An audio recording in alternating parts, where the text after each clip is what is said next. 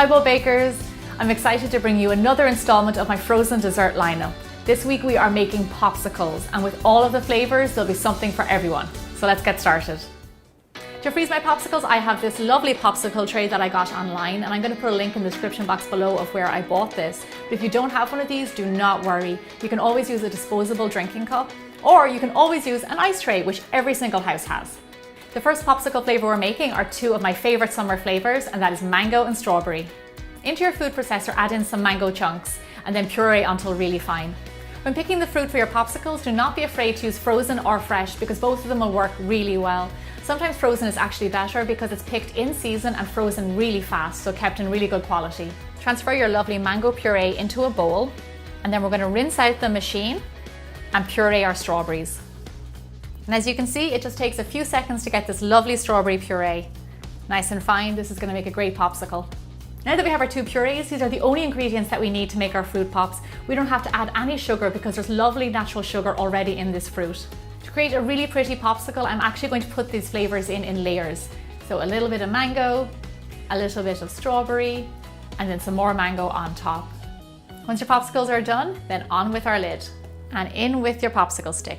Now the great thing about popsicles is they actually only take around 4 to 5 hours to freeze, so you'll be eating these little guys in no time. I made these earlier because I really wanted to show you what they look like when they're done. They look beautiful and they taste great too. They're a perfect summer treat. The next popsicle we're making is the best of both worlds. It's a little bit creamy and a little bit sweet and fruity. It is a creamsicle. In a bowl, add in your plain yogurt, cream, vanilla extract, and some sugar, and mix it really well together. So the reason that we add the sugar to the dairy is because if it froze on its own, it would be like ice crystals. So we add the sugar in there to help it freeze and make it nice and creamy. However, if you don't want to add white sugar, you can always add honey, maple syrup, or even a natural sugar. So we have our creamy layer done for our creamsicle. So the next layer is fresh orange juice. Now you can do store-bought or you can make your own. To assemble this popsicle, we are going to fill up the mold halfway with our creamy layer. And then we're going to pour our fresh orange juice in on top. When your molds are filled, on with your lid and in with your stick. Another lovely popsicle flavor ready for the freezer. And as always, my recipes can be found on biggerbolderbaking.com. When your creamsicle is done, it should look like this. Ta-da! It looks fantastic. Now I know it doesn't look like a traditional creamsicle, but it sure tastes like one. I'm going to try and get the orange and the cream at the same time.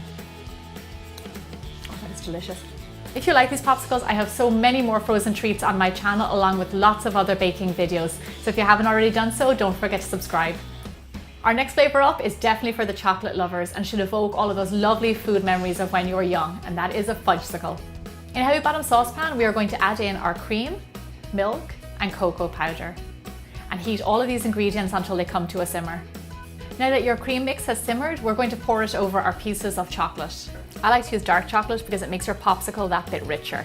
Now you just want to let this mix sit and let the chocolate melt for around 2 to 3 minutes, and then we can whisk it all together. What I like to add to my fudgesicle is a drop of vanilla extract because it really lifts the flavour of it. Our last step before freezing is I like to sieve this mix just to get it nice and smooth, so when it's frozen you have a beautiful silky popsicle. Go ahead and fill your mold all the way to the top. Put on your lid and in with your popsicle stick. I'm particularly excited for these fudgesicles because once they're set, they taste like frozen mousse on a stick. They are absolutely divine. When your fudgesicle is frozen, this is what it should look like a real fudgesicle. Look at that, I have to give this a taste.